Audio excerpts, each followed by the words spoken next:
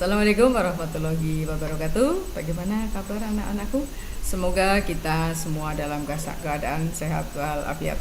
Pada kesempatan ini saya akan menyampaikan tentang surat lamaran pekerjaan. Selanjutnya ada contoh surat lamaran pekerjaan. Nah, surat lamaran pekerjaan, unsur-unsurnya ya kita harus perhatikan. Di situ ada tanggal, bulan, tahun, ada alamat tujuan, ada juga perihal lampiran yang di atasnya, lalu berikutnya ada isi penutup. Nah, selanjutnya itu unsur-unsurnya. Kita akan bahas selanjutnya yaitu apa tujuan kita mempelajari tentang surat lamaran pekerjaan. Jadi setelah kalian lulus nanti, paling tidak kalian sudah bisa membuat surat lamaran pekerjaan dengan baik dan benar. Bagaimana tanda baca, ya, bagaimana penulisan kalimat yang efektif dan sebagainya. Selanjutnya, apa itu surat lamaran pekerjaan? Surat lamaran pekerjaan adalah surat yang dibuat dan dikirimkan oleh seseorang yang ingin bekerja di sebuah kantor, perusahaan, ataupun instansi tertentu. Berikutnya, unsur-unsur surat lamaran pekerjaan. Tadi di awal sudah dicantumkan atau sudah dilihat contohnya, dan contoh di situ belum tentu itu betul ya, karena memang kita harus memperhatikan unsur-unsurnya, bagaimana cara penulisannya.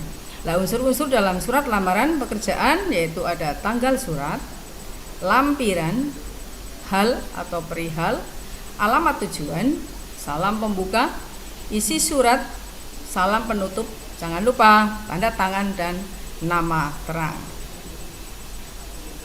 Berikutnya, aspek-aspek penting yang harus ada dalam surat lamaran pekerjaan terdiri atas identitas diri, ya, pernyataan umum atau tesis, dan argumentasi. Identitas diri berisi informasi pribadi pelamar yang berhubungan dengan kualifikasi umum dan alamat kontak pelamar. Ini alamat jangan sampai ketinggalan, karena nanti seandainya akan dihubungi atau dicari alamatnya, itu sudah ketahuan di mana alamatnya supaya tidak nyasar. Berikutnya,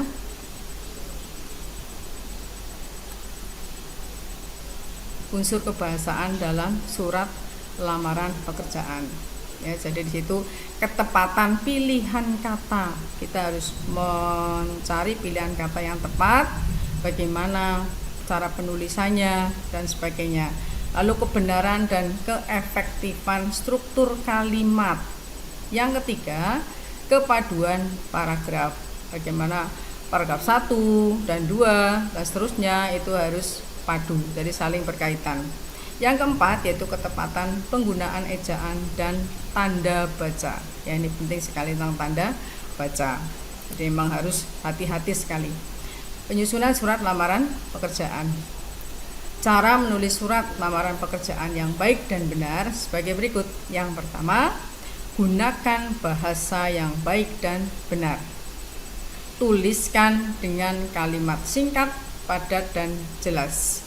Yang ketiga, tuliskan secara manual menggunakan tangan sendiri, bukan tangan orang lain, kecuali jika ada permintaan khusus.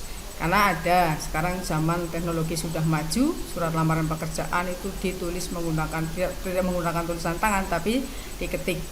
Lalu yang keempat, perhatikan kebersihan surat lamaran pekerjaan. Kelima, isi secara jelas data diri dan informasi tentang diri Anda dan lampirkan dokumen-dokumen pendukung. Yang keenam, lampirkan sertifikat pendukung atau bukti pengalaman kerja yang bisa menambah nilai lebih pada diri Anda. Penulisan bagaimana? Penulisan tanggal surat. Ya, tadi sudah saya katakan, surat resmi dengan surat lamaran pekerjaan, surat dinas itu berbeda. Jadi kalau penulisan tanggal surat itu ditulis di sebelah kanan atas atau diletakkan di bagian bawah di atas identitas pengirim. Tetapi kalau dalam surat yang biasa digunakan itu biasanya di sebelah kanan atas. Lalu penulisan tanggal surat didahului nama tempat atau kota dan diberi tanda koma. Lalu nama bulan ditulis dengan huruf dan tidak disingkat. Ya, tidak boleh kalau November singkat, bulan 11 ini tidak boleh. Berikutnya, di akhir baris tidak dibubuhkan tanda titik. Selanjutnya, penulisan lampiran surat. Kata lampiran bermakna tambahan. Tambahan itu dapat berupa surat, kertas surat, fotokopi ijazah, atau salinan surat-surat resmi. Kata lampiran harus dicantumkan jika surat yang ditulis dilampiri berkas. Jika tidak ada yang dilampirkan, berarti kata lampiran tidak perlu dicantumkan.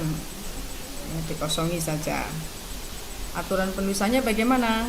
Huruf awal kata lampiran ditulis dengan huruf kapital. Boleh disingkat dengan lam, ya, LAMP. Di akhir baris tidak dibubuhkan tanda titik. Penulisan lampiran diikuti tanda titik 2. Ini penulisan aturannya dalam lampiran. Bagaimana penulisan perihal? Ya, perihal surat sama dengan pokok surat. Makna kata perihal yaitu soal, urusan atau tentang sesuatu. Aturannya huruf awal kata perihal ditulis dengan huruf kapital. Perihal surat diusahakan singkat tetapi jelas. Panjang perihal jangan sampai melebihi 1 baris. Kata perihal diikuti tanda titik 2. Di akhir baris tidak dibubuhkan tanda titik dan barisnya tidak bergaris bawah. Berikutnya, penulisan alamat surat. Nah, ini yang kadang-kadang masih kurang teliti. Apa yang perlu diperhatikan dalam penulisan alamat surat? Yang pertama, kata yang terhormat biasanya disingkat YTH titik.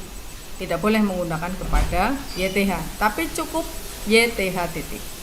Huruf awalnya Y besar, ya. Lalu kata kepada tidak perlu dicantumkan. Kenapa? Karena sudah jelas bahwa alamat yang ditulis adalah alamat yang dituju. Lalu berikutnya sapaan ibu, bapak dapat digunakan jika diikuti nama orang dan huruf awal sapaan itu ditulis dengan huruf kapital. Jika jabatan seseorang dicantumkan, kata sapaan tidak digunakan agar tidak ada kerancuan penulisan. Jadi kalau sudah menggunakan direktur tidak perlu kepada YTH, ya, Bapak Direktur tidak boleh, cukup YTH Direktur PT apa. Lalu kata jalan jangan disingkat, ditulis lengkap jalan. Di akhir baris alamat tujuan tidak dibubuhkan tanda titik. Ya, selanjutnya bagaimana penulisan salam pembuka? Hal-hal yang perlu diperhatikan dalam tulisan salam pembuka yaitu yang pertama, bentuk yang lazim digunakan sebagai salam pembuka adalah dengan hormat. Huruf awal kata dengan ditulis dengan huruf kapital. Lalu penulisan dengan hormat diikuti tanda koma. Salam pembuka ditulis di margin belah kiri. Berikutnya, isi surat. Bagaimana isi surat yang perlu diperhatikan? Jadi isi surat ini merupakan bagian yang sangat penting karena merupakan wadah segala sesuatu yang ingin disampaikan. Panjang pendek isi surat tergantung pada banyak atau sedikitnya persoalan yang dikemukakan. Ya, demikian yang bisa saya sampaikan, mudah-mudahan bermanfaat. Saya akhiri. Assalamualaikum warahmatullahi wabarakatuh. Terima kasih.